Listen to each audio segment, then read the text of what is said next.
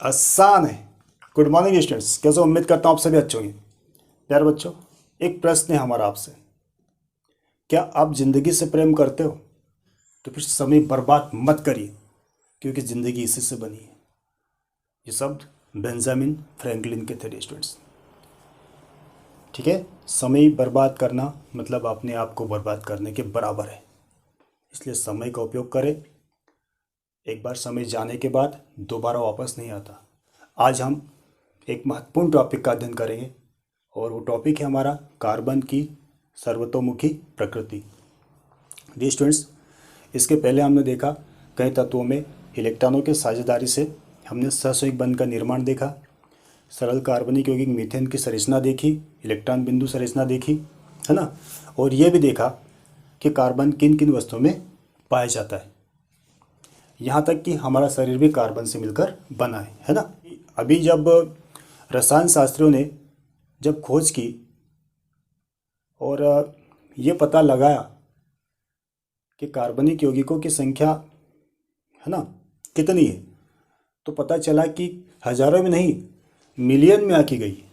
यदि सारे तत्वों के कंपाउंड्स को मिला दिया जाए और अकेले कार्बन के यौगिकों को अलग रखा जाए तो कार्बन के कंपाउंड्स उन सब से ज़्यादा होंगे। तो स्टूडेंट्स, आखिर ऐसी क्या क्वालिटी कार्बन में कि जो कार्बन को इन सब एलिमेंट्स से अलग करती है?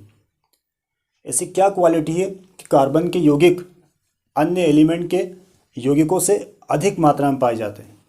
और ऐसा कौन सा गुणधर्म है जो सिर्फ कार्बन में ही मिलता है, किसी अन्य तत्व में नहीं? तो प्यारे बच्चों, कार्बन में सहसंयोजक बंध की प्रकृति के कारण कार्बन बड़ी संख्या में यौगिकों का निर्माण करता है। इसी के साथ इसमें दो कारक और देखे गए, एक होता है संकलन और दूसरा होता है कार्बन की चतुसंयोजकता। तो संकलन क्या होता है? देखिए, कार्बन में कार्बन के ही अन्य परमाणु के साथ आबंध बनाने की अद्वितीय क्षमता होती है, जिससे बड़ी संख्या में अणु बनते हैं। ठीक है, कार्बन क्या करता है? कार्बन के अन्य परमाणु के साथ जुड़कर एक लंबी श्रृंखला का या लंबी कार्बन श्रृंखला का निर्माण करता है। ठीक है, और इसी गुण को, कार्बन के इसी गुण को हम बोलते हैं कैटिनेशन या फिर संकलन कहते हैं। ठीक, इन यौगिकों में कार्बन की लंबी श्रृंखला, कार्बन की विभिन्न शाखाएं वाली श्रृंखला अथवा वलय में व्यवस्थित कार्बन भी पाए जाते हैं। यह बात यह दर्शाता है कि कार्बन की जो लंबी श्रृंखला पाई जाती है स्टूडेंट्स, तो जरूरी नहीं कि वो सिर्फ लंबी हो, लंबी भी हो सकती है, उसमें शाखाएं ब्रांचेस भी हो सकती है और वो वलय के रूप में, रिंग के रूप में भी हो सकती है। ठीक है, तो इनमें से किसी प्रकार की वो श्रृंखला का निर्माण या चेन का निर्माण कर सकता है। ठीक, और इसी गुण को हमने क्या बोला था? कैटिनेशन बोला था, है ना। अब यहाँ पर दो शब्द और आ रहा है। एक आ रहा है कि ये जो कार्बन के यौगिक होते हैं श्रृंखला के रूप में होंगे या फिर शाखाओं के रूप में होंगे या फिर वलय के रूप में होंगे, है ना। तो इनमें देखने को मिला है कि उन्हीं में से किसी को हम संतृप्त यौगिक बोलते हैं, मीन्स सैचुरेटेड कंपाउंड्स, और एक कहलाता है असंतृप्त यौगिक, मीन्स अनसैचुरेटेड कंपाउंड्स। ये क्या होते हैं? तो सिंपल बात है स्टूडेंट्स कि संतृप्त यौगिक ऐसे कार्बन के यौगिक होते हैं जिनमें कार्बन परमाणु के मध्य में एकल आबंध पाया जाता है। मतलब ये जैसे दो कार्बन परमाणु है तो इनके बीच में कौन सा आबंध पाया जाएगा? एकल, सिंगल कोवेलेंट बॉन्ड। ठीक है, एकल आबंध उपस्थित होता है, तो ऐसे यौगिकों को हम बोलते हैं संतृप्त यौगिक।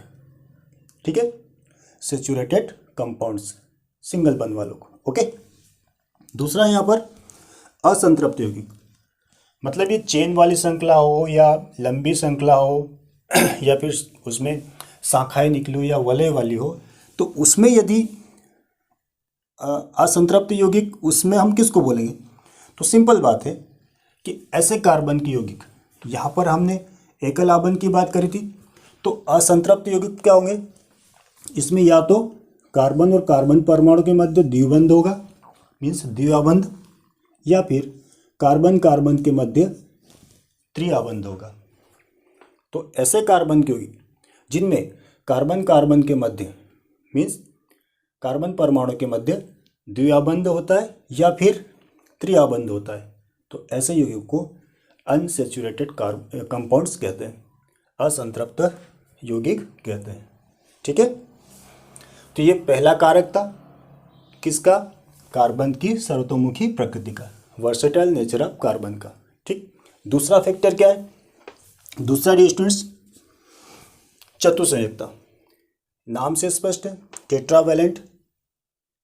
हम इसके पहले पढ़ चुके हैं कि कार्बन के आउटर मोस्ट शेल में 4 इलेक्ट्रॉन होते हैं, है ना, और जितने इलेक्ट्रॉन थे उतनी उसकी क्या थी, संयोजकता थी।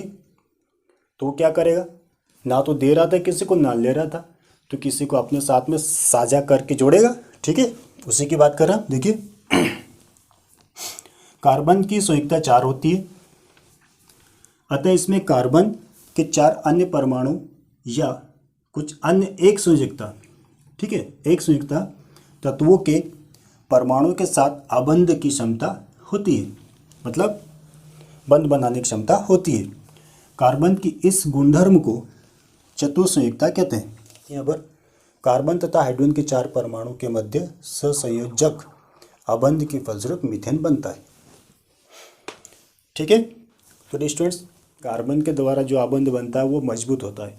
उसका कारण था कार्बन का आकार जो छोटा होता है, कार्बन का परमाणु आकार छोटा होता है, और परमाणु आकार छोटा होने के कारण, ठीक है, क्या होता है कि जो साझे का इलेक्ट्रॉन जोड़ा होता है उसे नाभिक मजबूती से पकड़े रखता है, जिसके कारण वो जो आबंध होता है, जो सहसंयोजक बंध होता है वो ज़्यादा प्रबल होता है, मजबूत होता है।